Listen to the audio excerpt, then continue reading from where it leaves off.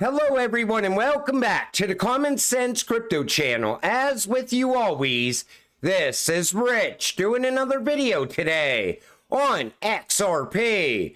So I hope you're all having a wonderful day today wherever you are in this great world.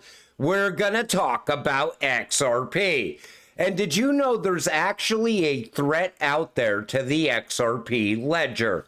We're gonna talk about it in today's video. I'm going to start with this from Smoke. Today, August 13, 2024, the National Institute of Standards and Technology issued the very first post-quantum cryptography standards. These are the first technical standards ever published to fight the threat of quantum computing. These standards will allow new tools to be designed to protect current systems from quantum computing. This is significant because products and systems that are built around these PQC standards will be safe to operate without the fear of being compromised by quantum algorithms. Payment systems, government systems, and corporate systems will soon have quantum security. Quantum financial system incoming. Now we all know a new financial system is coming. It's going to run on quantum computers. As long as you've been investing in XRP, you knew this was coming all along. Quantum urgency. Post-quantum cryptography is needed today. Quantum security timeline showing the most up-to-date status of quantum security implementation. So you see, year 2015, data already at risk. Today, year 2024, post-quantum cryptography is needed today. Year 2035, quantum computers could become a reality. Now, the World Economic Forum says we will see the rise of quantum computers by 2030. IBM says the same thing. It's coming sooner than we think. This comes from Cyprus. The post-quantum transition will be very interesting to live through. Wonder what digital assets will survive and which ones won't. Remember, Bitcoin and ETH are not quantum resistant. So when you hear Michael Saylor saying by 2045, Bitcoin's going to be $10 million per Bitcoin, you're lucky if Bitcoin makes it out of 2030. But what about the XRP ledger? This comes from David Schwartz. XRP ledger is not quantum resistant. It could be made so, but with the present mechanisms we have, the result would kind of suck because the quantum resistant algorithms we know of all have painful disadvantages in blockchain applications. My current thinking is that we monitor the state of the art carefully and implement the best quantum resistant algorithms whenever the risk looks to be within about 5 years of materializing. I don't think we're there yet. Cold wallets that hold only XRP and have never performed a transaction are already quantum resistant. Also, if you disable the master key and set a new regular key, your account is quantum resistant until you perform another transaction. Then you can change it again. Oh, one last thing. Unlike some blockchains, once quantum resistant algorithms are deployed, XRP ledger users will not need a new receiving address to take advantage of them. Existing accounts can be re-secured. So David knows that this is a threat, but he says that the XRP ledger will be made quantum resistant when the time comes. And like I said, IBM is warning us that it's going to happen by 2030. Quantum computing to spark cybersecurity Armageddon, IBM says. IBM's general manager of EMEA sees quantum era by 2030. Quantum computers to make existing encryption systems obsolete. So maybe this is what's going to lead us into the massive worldwide blackout. And then all of a sudden the lights come back on and we see the rise of the new financial system. We're not quite there yet. I'm sure we will know more as we push towards quantum computers, but I don't see Bitcoin making it out of 2030, honestly, because nobody's working to make Bitcoin quantum resistant. This comes from VET. SBI and XRP Cafe are partnering to leverage the XRP ledger to address challenges in the media and IP industries for creators and users. Excited for this. This is coming from SBI. So it looks like they want to push the XRP ledger even more over in most likely Japan. And they're pushing Web3 as well. I honestly think we are going to see the rise of Web3 happen over the coming years. And I think Ripple is getting ahead of this early on because they know that that's going to be very big as well. Tether mints 1 billion USDT. Guess how much they paid? 53 cents. But people are saying that this Tether is actually backed by US Treasuries. I don't know. All I know is Tether mints this billion Tether out of thin air, and they prop Bitcoin up with it.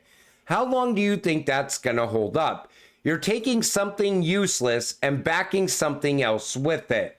You could only do that for so long, and then everything comes crashing down. Remember, kids, the Tether fraud is even bigger than the FTX fraud. Both have had lawyers tied to a poker cheating scandal.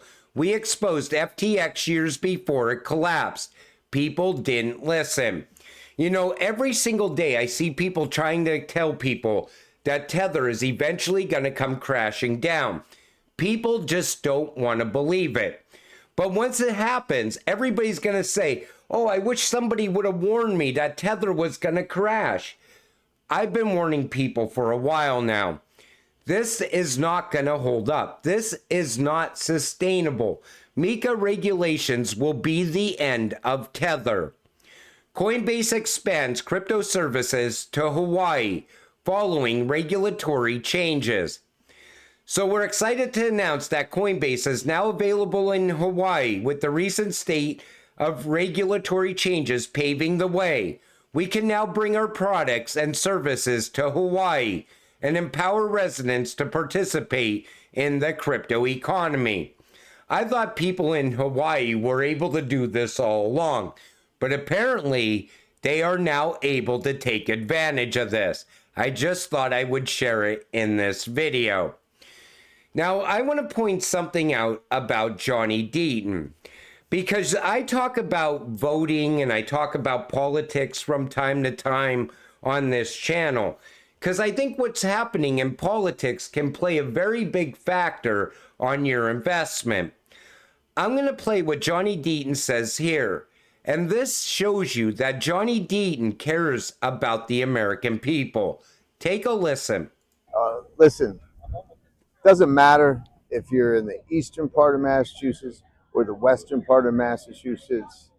You want to know what's on people's mind? Pocketbook, bills, electric bill, groceries. The cost of living is really impacting working families, and it's crushing the poor. And when I get to the Senate, we're going to do something about it. But before, you know, that shows you that he understands what people are going through. Everybody out there right now is fighting off inflation. People are working 2 and 3 jobs just to make ends meet, and a lot of people are giving up. People want someone to do something about inflation. Plus, the cost of food should not be where it is at right now. I mean, there's people out there struggling just to put food on the table. So when you ask me in the comments section, so you're just going to vote for anybody that's just pro-crypto, it goes beyond just pro-crypto for me.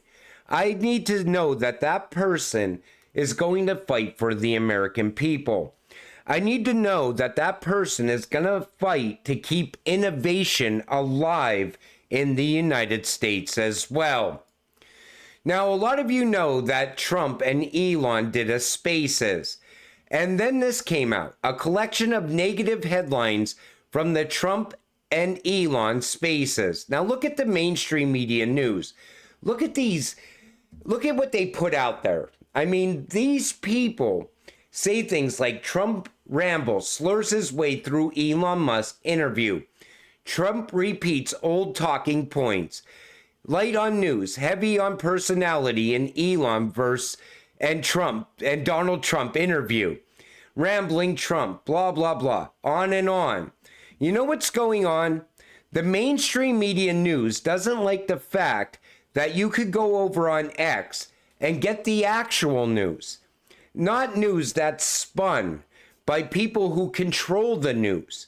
Because you know what you see on the news is mostly what BlackRock wants you to see, or what other people want you to see. Most of it is fake news, and it's always one-sided. You know, I'm sure there's a lot of things out there that they could talk about other than the Trump-Elon interview that took place on X.